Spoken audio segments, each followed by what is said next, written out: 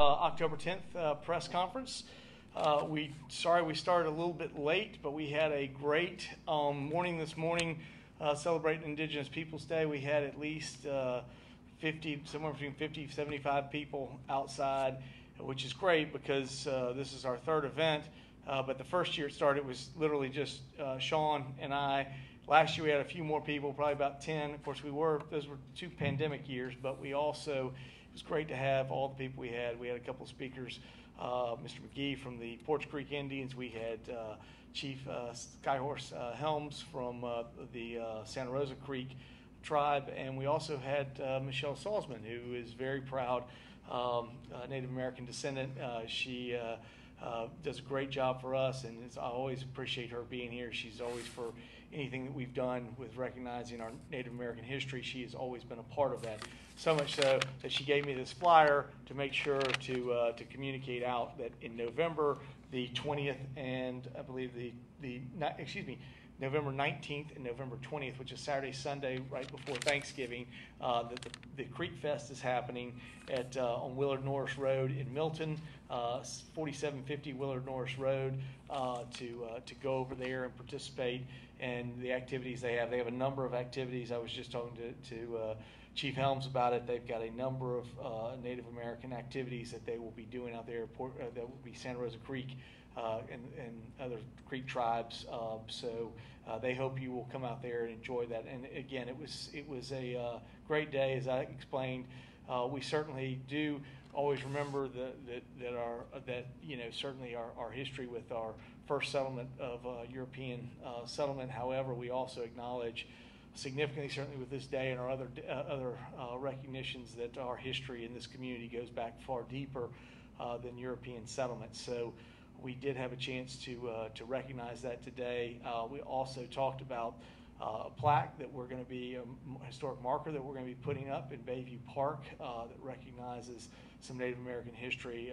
There was shortly after the United States took over Florida, there was a massacre of some Indians there along a village along Bayou Tahar, and so we are going to be recognizing that. It was asked with the Creek tribe to do that, and we put that in. We were hoping that we would have it today to be a part of the celebration, but unfortunately it's sort of a victim of supply side challenges, and it's going to take a couple more months to get here. But certainly I see Sherry Morris in the back, her and her team through Greg Harding, they've done a great job about getting this marker done, and we're looking forward to getting it up. So very excited about that as well. Also, just an incredible weekend. Hopefully you got out there and got to enjoy. It was incredible today to have. October is just one of the best months that we have. Knock on wood, assume we don't have a storm, but it is one of the best months we have in Pensacola. It is so awesome. Hopefully you got a chance to be out there. We had a great weekend. Pensacola's our Parks and Recreation. I know Adrian, seeing you here, we had a great weekend at all three of our parks with football games on. So it was a great weekend that we had. The good news is no incident went off at any of our parks. I had a chance to drive by both. McGee Field and Vickery Center. I didn't get over to Legion Field, but I know from everything I heard, well attended, good day, everything you want with Parks and Recreation, parents and children enjoying sports in the right way with no incidents. Very appreciative of PPD being there, and I was glad that we had extra people there and didn't have anything that we had to worry about. So that's good. I know the Soul Bowl's coming up this weekend up at which will be McGee Field taking on Legion Field, and that'll be taking place up at the Maritime Park, Blue Wahoo Stadium. So we look forward to that this weekend. But again, it was great to see all the things happen without any incident. I will say, I do know that's one of the challenges. You put additional police officers there, and they have nothing going on. I do know that in Legion Field, apparently they did call up our parking department. There were some people who were illegally parked. If you got a ticket, though, I did talk with our team, and certainly I think it was a good chance for us to warn people. I simply said, if you got a ticket, it is going to be just a warning. We did say if you were in the vicinity, if you get a ticket on October 8th in the vicinity of Legion Field, I've talked to Lisa, and it's just going to be just a warning. So again, but hopefully you also see some of the things that you might have parked on the wrong side of the road in the wrong direction. You may have done a variety of different other parts. Please look at that the next time and do a better job for your neighbors the next time we have an event there.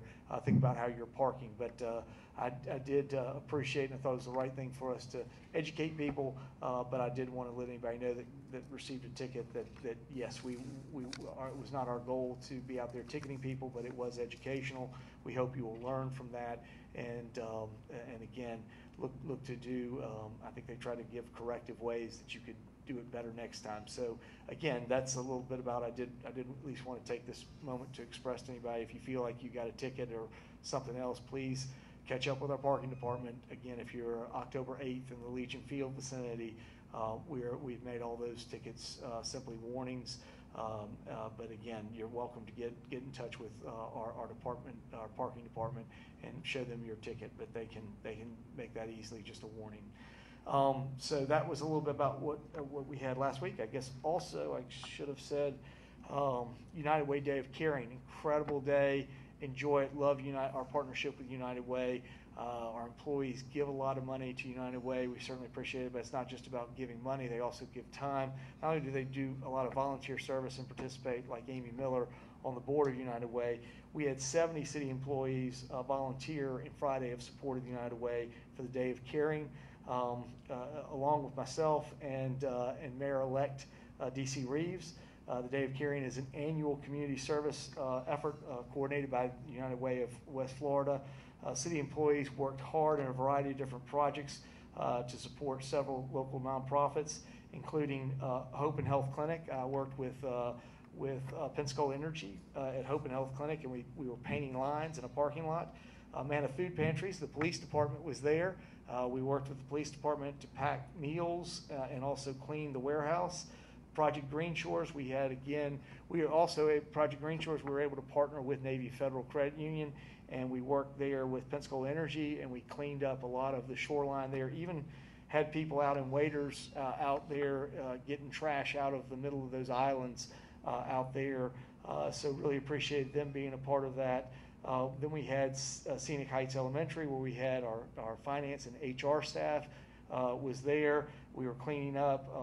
A waterfront rescue mission worked there with had Public Works, and then we also partnered with Navy Federal there at Waterfront Rescue Mission, and we were also at Workman Middle School. That was the fire department. So had a great day doing all of those things, as well as the Office of the Mayor was also participating. So we had Human Resources, Office of the Mayor, Pensacola Energy, Pensacola Fire Department, Pensacola Police Department, and Public Works and Facilities. So we had a lot going on, but we had 70 employees that got out and took their time off to go out there and work and help our community. So that was great, and it really was a lot of fun, but we were able to do some good things for our community. So I really appreciated our employees doing that.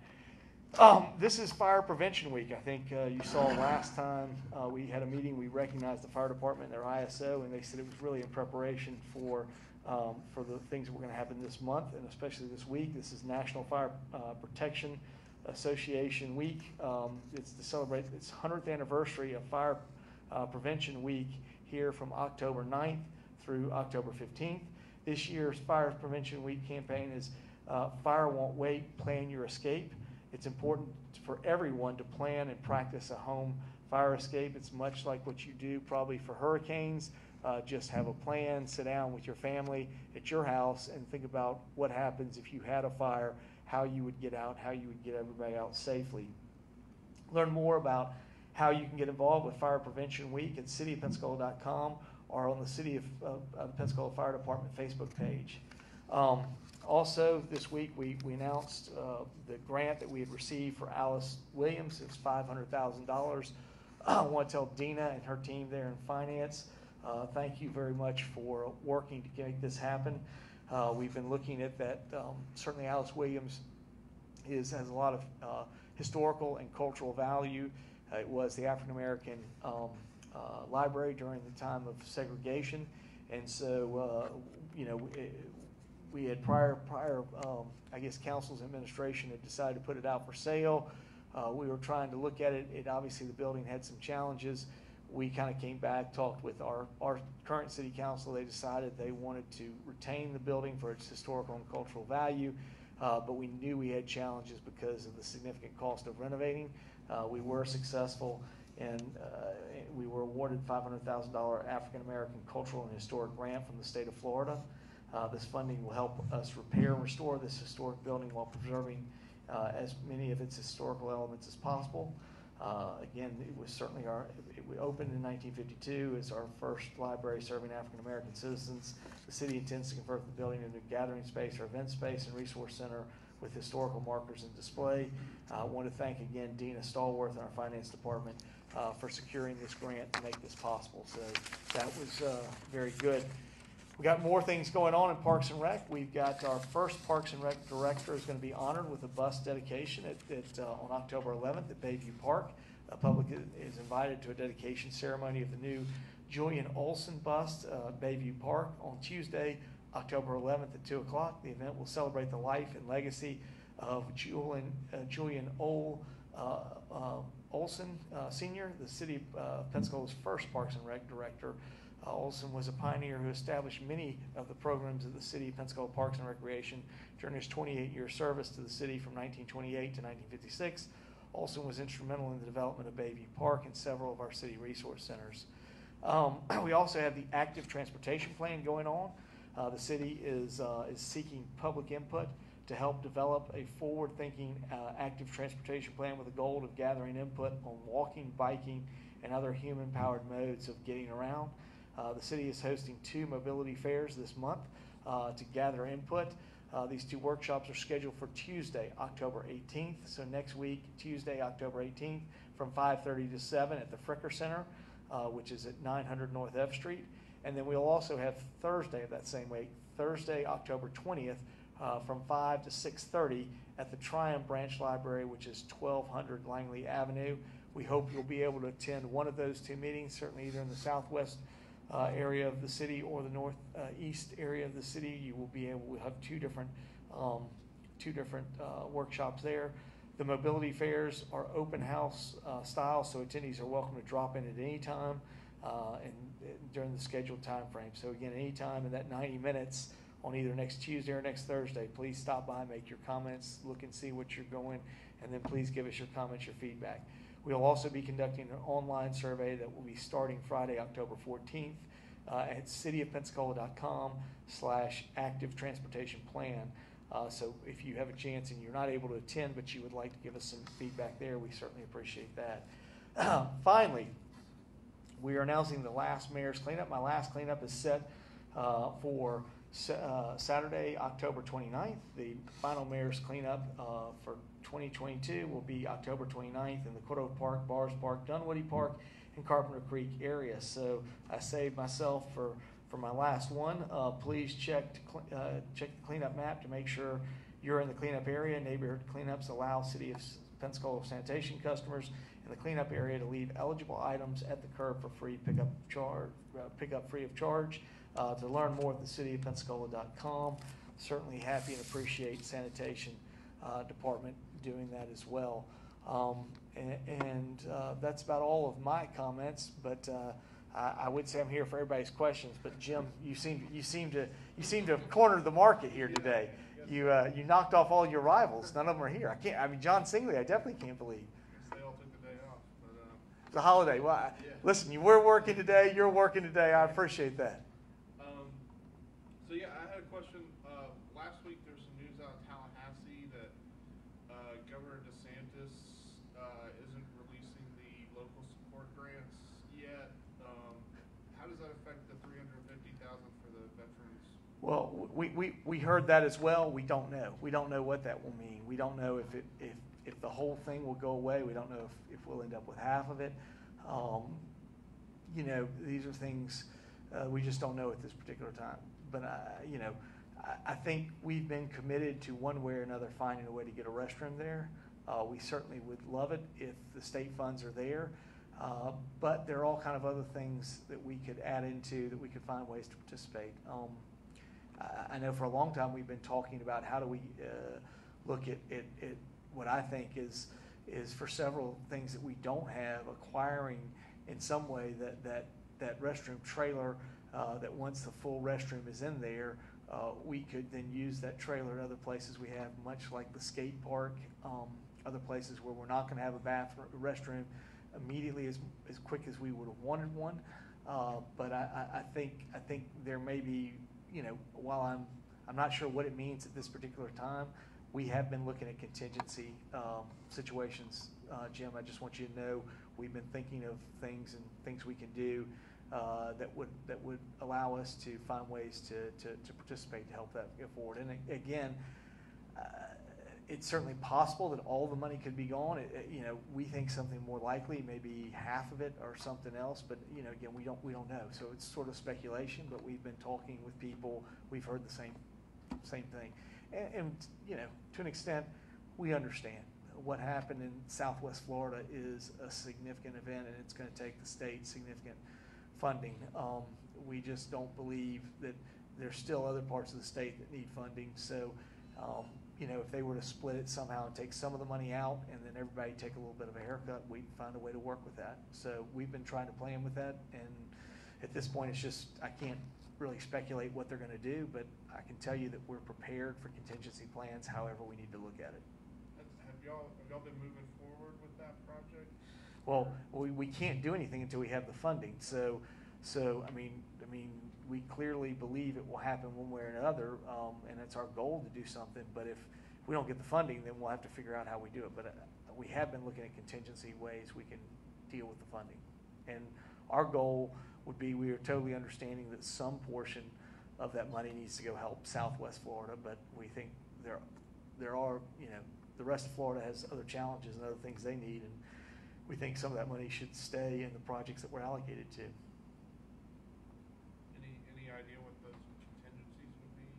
Again, I think we would be looking at something like, do we look at, what we're talking about is purchasing the trailer. So would we purchase the trailer for $100,000 and that money be dedicated toward the restrooms? I mean, that was what we were looking at before, Jim. So, and I think that's still on the table. I think we very much want to, I think there's some value that trailer could provide the city of Pensacola.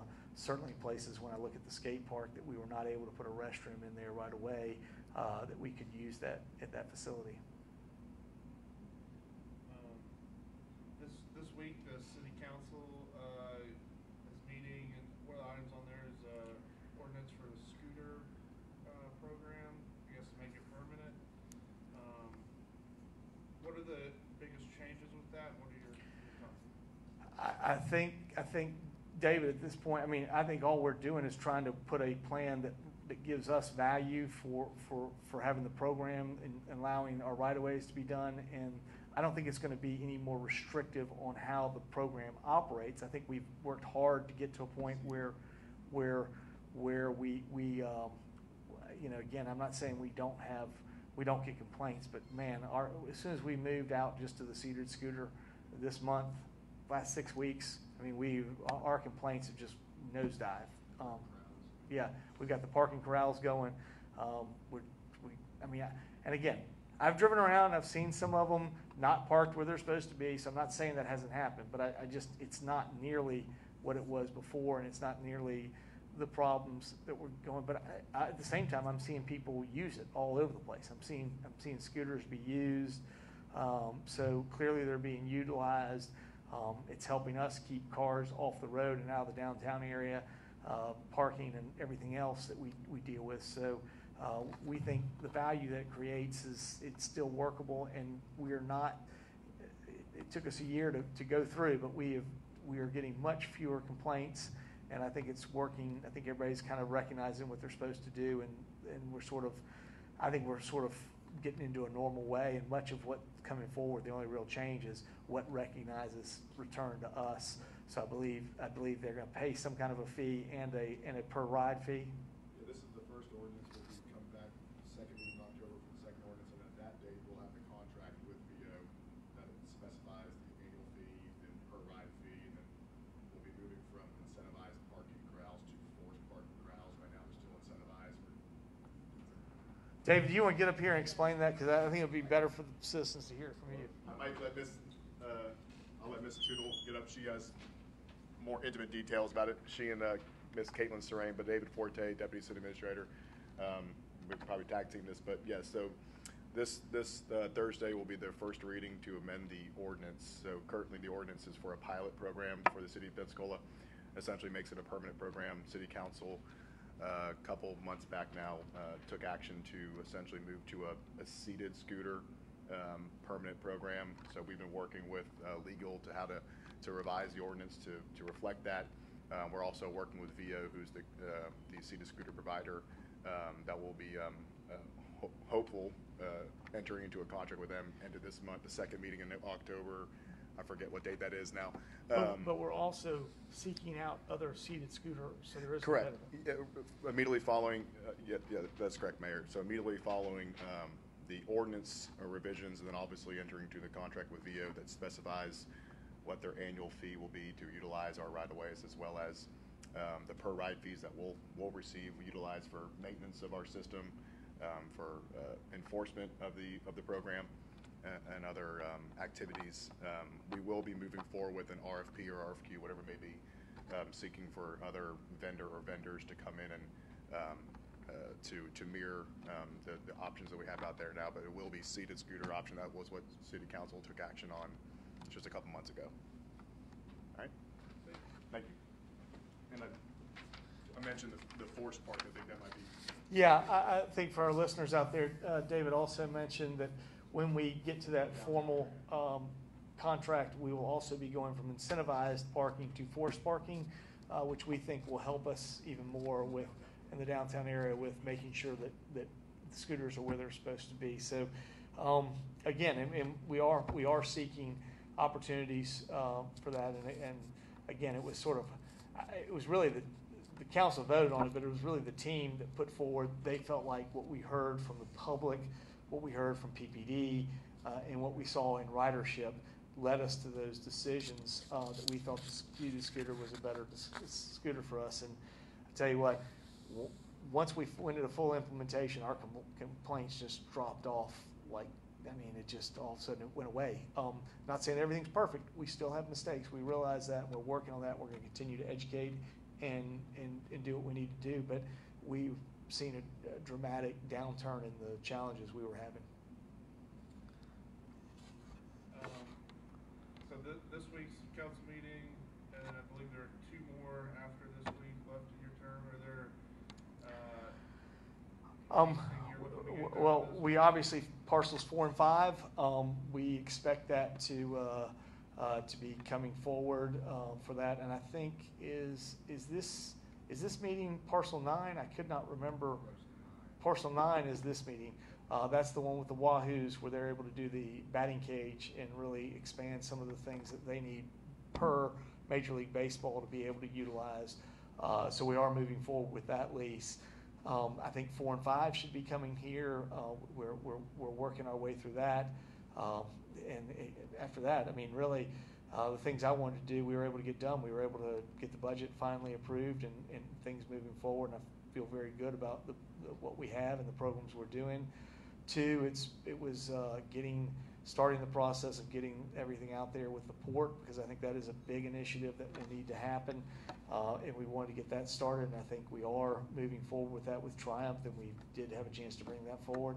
And then 4 and 5, that's what we're looking at. Otherwise, we spent a significant amount of time, and really much more in October, really taking the Mayor-elect and getting him more integrated into understanding what we're doing, where we are, so when the baton passes, there's no drop, and those things continue to move forward, and really, working. I know he's got his transition team and working to make sure the things that he wants to do, and I know several things he's looking to do are things we've already been looking at. I know housing.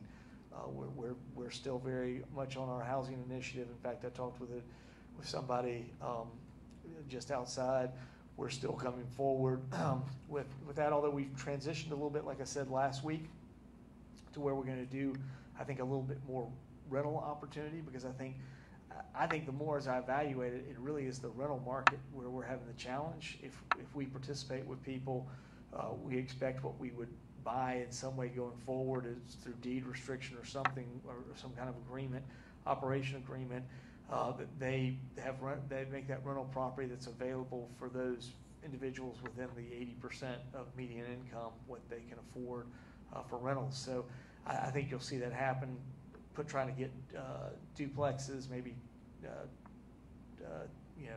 duplex, triplex, quadplex, and get those in some. It really depends on the size of the lot, but if the lot's big enough, maybe it's a duplex, maybe it's a quadplex. It just depends on the size of the lot.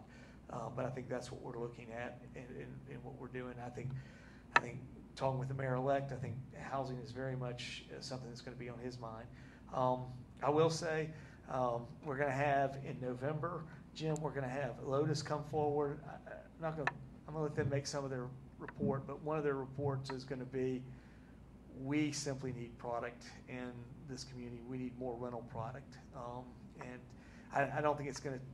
I don't think it's going to tell us anything we didn't know today, but it really reinforces things that we should have been thinking about probably a couple of years ago, and really what we need to be actively participating is the next mayor and council go forward, really looking at how you get more rental product out there, because it's going to be that's going to be vitally important. And I think it's going to be interesting when Lotus brings that forward, what they're going to say. So, I had a chance to get briefed by the group, and they just did their assessment study. They've only used a fraction of what we allocated for them. But it was important to do this assessment study, and we were get that, and it's going to say a lot of the things that we knew that were out there. But I think it's going to point us in some ways that I think are going to make it easier for us to begin to figure out how to get product out there and what that product needs to be. And like I said before, we've sort of transitioned in the last 3 months. We've transitioned to say we probably don't need to be as focused on ownership housing. We need to be more focused on rental units.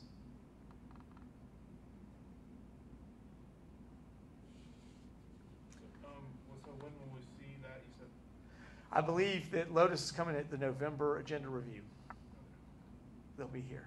As far as getting more rental things in the city, we're doing that right now. We've already tweaked the plan that was brought forward for those sheeted lots, and we're already looking now at not just we're going to implement some of the things we were talking about with home ownership, but we're also going to look at rental units, and that's what I talked about a couple of weeks ago. I said that we made a real change to look at rental units, because we realized, I didn't really think about it until I had Civicon speaker, but between the Civicon speaker, the communication that I had with Lotus, it's evident we got to get more rental product out there. That's where we have a real shortage, and I think that's what's been the real pressure point for a lot of people is the lack of rental opportunities, and that when you have a supply demand challenge with rental properties, that's where you see rents escalating significantly, and that is what prices people out of where they can find housing and shelter. And so, I think that was a real kind of wake-up call for me, is that okay, we were doing this focused a lot on affordable housing, which we still need. We need housing ownership, still dealing with affordability, but we definitely need rental. And I think there are things that we can do if we take the cost of the land out of it. There's things that we can definitely do with people we can partner with that could begin to lease it. And I think that would be a better way for us to look at some of the things that we want to do within our plan. So our goal right now is looking at 5 lots. So we're looking at 5 lots this year, what we want to do, and get those 5 lots turned around during this fiscal year. And hopefully from there, if we're successful with 5, next year we can do 10, next year after that. But that will really be dependent upon the next mayor. But I think we will have set the position for Mayor-elect Reeves and his team to be very successful in what they want to do.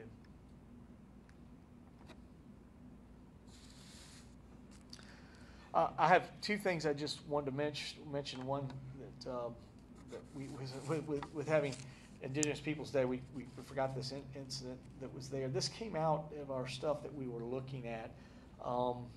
We were looking at some of the things that we've been doing, and sometimes we need to get out there and explain why we're doing it and what a difference it's making. What we've seen is it certainly continues. We see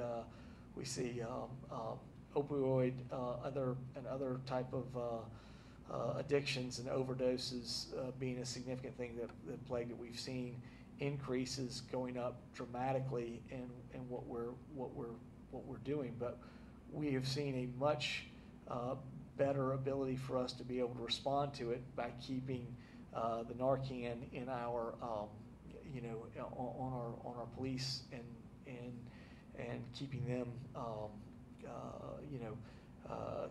a supply of what's going on. We had deaths. That is what we've seen. We went from is it death unknown or death accidental? But anyways, we did see an increase in some of those, but we didn't see as nearly as a dramatic increase as we did in non-fatal things. Our fatalities were only up 15%, but non-fatal were up 215% of what we had. So it really goes to show some of the things that we've implemented while we've seen addiction and these things coming into our area. At least some of the stuff that we're trying to work with the police department, translated into it, at least we're able to, when we respond, be able to do it in a way that hopefully is we're having significant increase, but we're having most of that increase is falling into non-fatal. So again, these are some of the things that we've been working on, and when the story kind of came to us from Chief the other day, what the numbers were, we thought that's something we should share with the public, and at least a way that we're helping make a positive difference.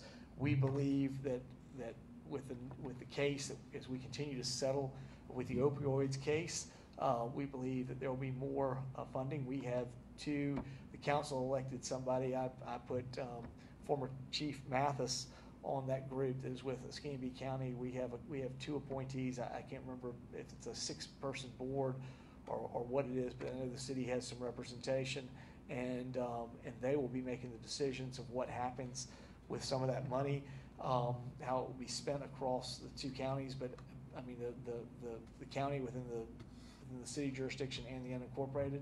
But clearly, the investments we've been making in bringing Narcan to our first responders has helped us, at least in the sense, keep even though we do have overdoses going up, most of those overdoses end up as a non-fatal. So from that standpoint, we just thought that it was good to see what we're able to do. So it's a little bit about what we have. Hopefully, y'all have a good week, and we will look forward to seeing you next Monday. And hopefully you'll be able to attend some of the transportation programming that's out there. So thank you, and I hope you're able to be there and attend council meetings as well. So we will look forward to seeing you next week.